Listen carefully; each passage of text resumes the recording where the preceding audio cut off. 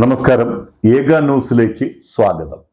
കേരള രാഷ്ട്രീയത്തിൽ വർഗീയ വിഷം കലർത്തുന്നത് യഥാർത്ഥത്തിൽ LDFും UDFുമാണ്. BJP എന്ന രാഷ്ട്രീയ പ്രസ്ഥാനം ഒരു വർഗീയ സംഘടനകളുമായും കൈകോർത്തിട്ടല്ല തെരഞ്ഞെടുപ്പിനെ നേരിടുന്നത്.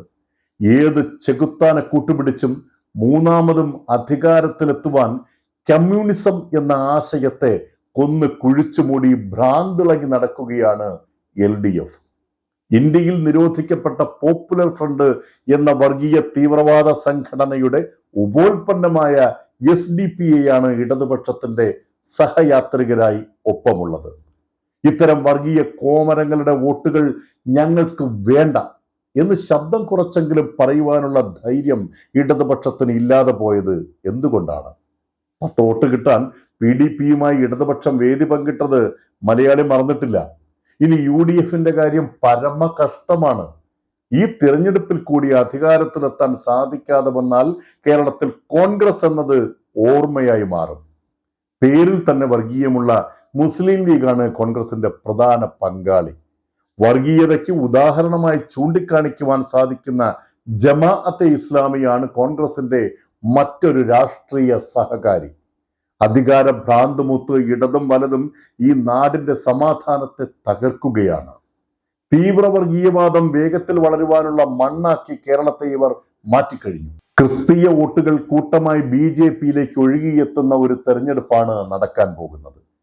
LDF UDFന്റെ കപട മതേതരത്വ മുഖം തിരിച്ചറിഞ്ഞും യഥാർത്ഥ മതേതരത്വ രാഷ്ട്രീയ പ്രസ്ഥാനം NDA ആണെന്ന് ബോധ്യപ്പെട്ടതും ഭൂരിപക്ഷ ക്രൈസ്തവ വിഭാഗവും BJPക്ക് വോട്ട് ചെയ്യാൻ കാരണമാണ്. BJPക്ക് ഒപ്പം ചേർന്ന് നിൽക്കുന്ന 2020യും BDJSും വർഗീയ മുഖം നൽകാൻ കഴിയാതെ പോകുന്നതാണ് ഇടത് വലത് പ്രതിസന്ധി. ഈ നാടിനെയും ഈ രാജ്യത്തെയും സ്നേഹിക്കുന്ന മനുഷ്യ സ്നേഹികളുടെ വോട്ടുകൾ മാത്രം മതി എന്ന നിഷ്പക്ഷ നിലപാട് BJP എന്ന പ്രസ്ഥാനത്തിന്റെ മഹനീയതയാണ്. ജനാധിപത്യ സംരക്ഷണ ബോധമാണ്. BJP ഭരിക്കുന്ന സംസ്ഥാനങ്ങളിൽ നടക്കുന്ന അത്ഭുതകരമായ പുരോഗതിയും സമസ്ത മേഖലകളിലുമുള്ള സമഗ്ര വികസനവും കേരളത്തിലെ LDF UDF പ്രസ്ഥാനങ്ങളെ വിളറി പിടിപ്പിച്ചിരിക്കുന്നു. BJPക്ക് കേരളത്തിൽ MLAമാർ ഉണ്ടായാൽ ആ മണ്ഡലത്തിൽ ഉണ്ടാകുന്ന മാതൃകാപരമായ പുരോഗതിയും ജനക്ഷേമ പ്രവർത്തനങ്ങളും അഴിമതിയില്ലായ്മയും വേഗത്തിൽ BJP മന്ത്രിസഭ കേരളത്തിൽ ഉണ്ടാക്കുവാൻ പാർട്ടിയെ പ്രാപ്തരാക്കും എന്ന് നന്നായി അറിയാവുന്ന ഇടത് വലത് പ്രസ്ഥാനങ്ങളാണ് ഏറ്റവും വേഗത്തിൽ ചിലവാകുന്ന വർഗീയ കാർഡ് ഇറക്കി കളിക്കുന്നത്.